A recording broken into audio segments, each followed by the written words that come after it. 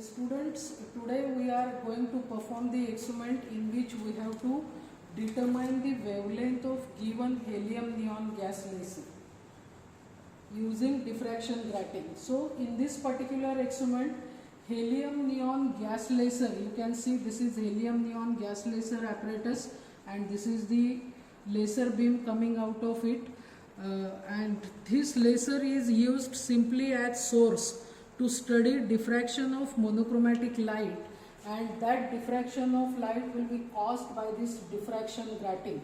Now I have another grating for you to show. You can see this is the optical device which is called as diffraction grating, and visibly if you see it appears as piece of glass, but it's a piece of glass having length 1 inch, that is 2.54 centimeters, and onto this glass surface number of equidistant and parallel lines are ruled by using fine diamond point.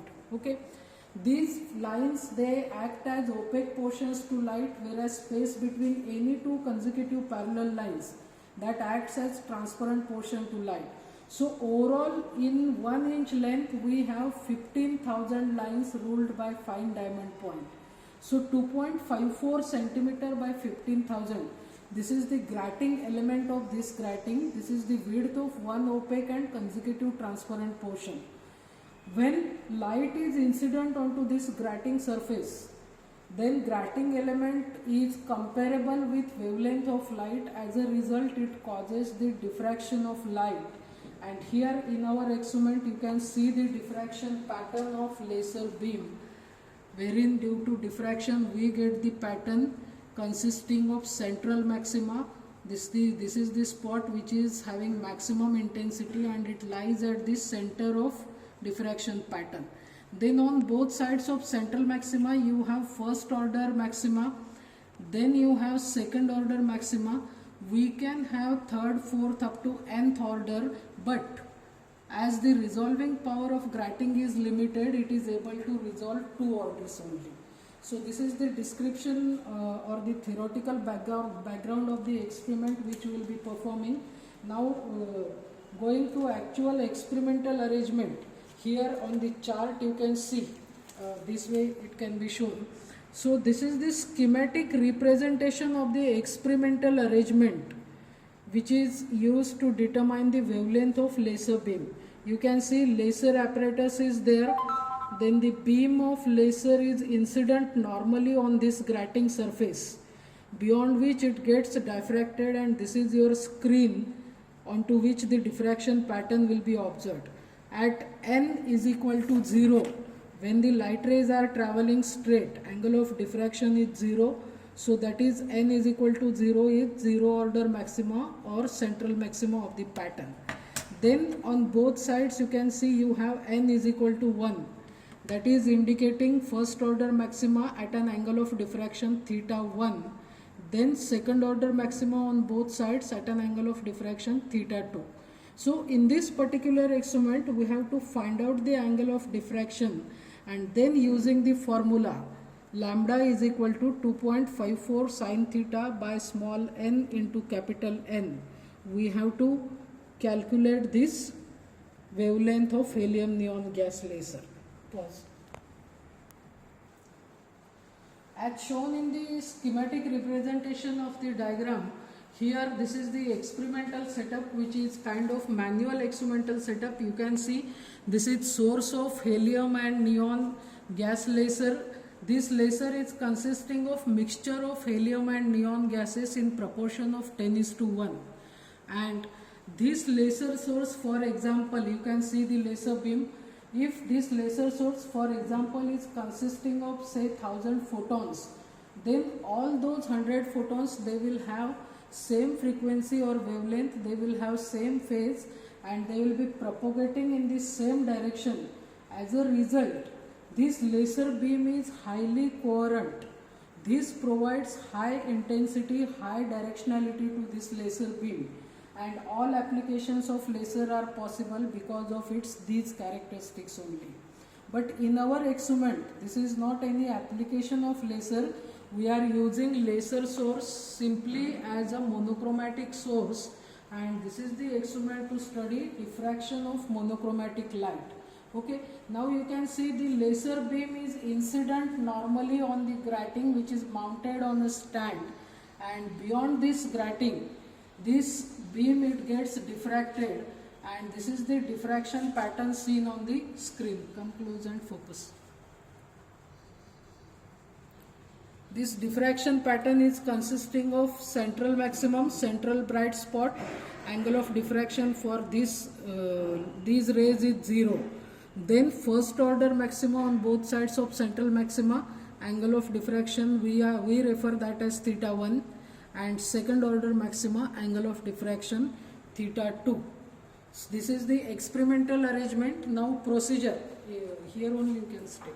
The procedure is very simple as shown in the observation table. First column is capital D, this one. This is distance between screen and grating. Now this distance between screen and grating is this distance because our wall is acting as screen. So simply distance between wall to grating you have to measure by using a scale. Now it is 10 centimeters. So capital D, here we will write down 10 centimeter in the observation table. It is 10. Now for this 10 centimeter, small n is written 1 and 2, that is order of spectrum. Now we have first order, we have second order. We have to continue with n is equal to 1. At the observation, show it here only. Okay. Now we will continue with n is equal to 1, and we have to measure left x1 and right x2 in the observation table. Okay. Now what is x1? x1 is distance between central maxima, that is n is equal to 0 to n is equal to 1. Similarly, x2 is distance between n is equal to 1 to n is equal to 0, but that is on right side. You have to measure x1 and x2, you have to take mean of it. Okay, so one distance we will measure and we will show it to you in the video. You can see here, simply you can take a scale and say 1 I am keeping here, and from n is equal to 0 to 1 it happens to be 5.1 centimeter. This is on right side, so I have measured x2. Similarly x1 5.2 centimeters. Okay, so whatever x1 x2 you see here from central maxima to first order left side, central maxima to second order left side. Now one tip is there that you cannot just define exact center of these spots. So what you can do, you can measure the distance between left circumference of n is equal to 1 to left circumference of n is equal to 0. Same method you can follow for right side also, and once you have this distance, which is what, x, this distance is d, that means now we have d over here, this is d 10 centimeters, this is x, n is equal to 0 to 1, that is our 5.2. okay, then we can find out this angle of diffraction theta 1. So theta happens to be tan inverse x by d. You get angle of diffraction theta over here, that means 5.2 divided by 10, and tan inverse of that we are taking sin theta of that, and wavelength you have to calculate. Same procedure we have to follow for n is equal to 2. That is, we are measuring, I will only simply show you, we are measuring distance between n is equal to 2, that is second order maxima on left side to central maxima. This distance in our case it is 11.5, because here I have started from 1 and not from 0, so 12.5 is like minus 1. 11.5, and similarly here also it is 11.5. So that way you have to mention your x1 x2, you have to calculate x, then theta, tan inverse x by d, sin theta, and wavelength. Same procedure you can repeat by varying this capital D, that is simply you can shift your distance between screen, that is wall and grating, and you can make it 12 centimeters, and you can repeat the same procedure. Okay, this way you can do it for many distances, and each time whatever wavelength you get, average of that wavelength, it will be your wavelength of helium neon gas laser. Okay, now one thing you have to understand here ki to ensure the maximum number of spectrums in the diffraction pattern, you have to what you can say, you have to maintain the normal incidence of light. Now in this raw manual arrangement, that is simply done to ensure this normal incidence, the path of incidence should be same as path of reflection.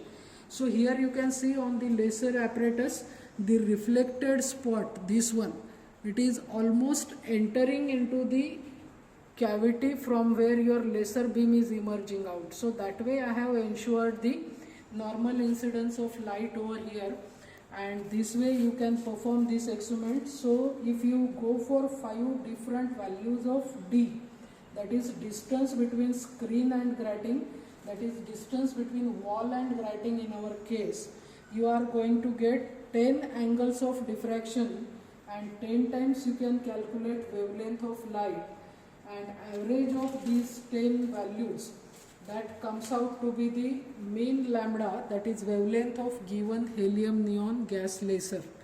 And theoretically the wavelength of this HENE gas laser is 6328 angstrom.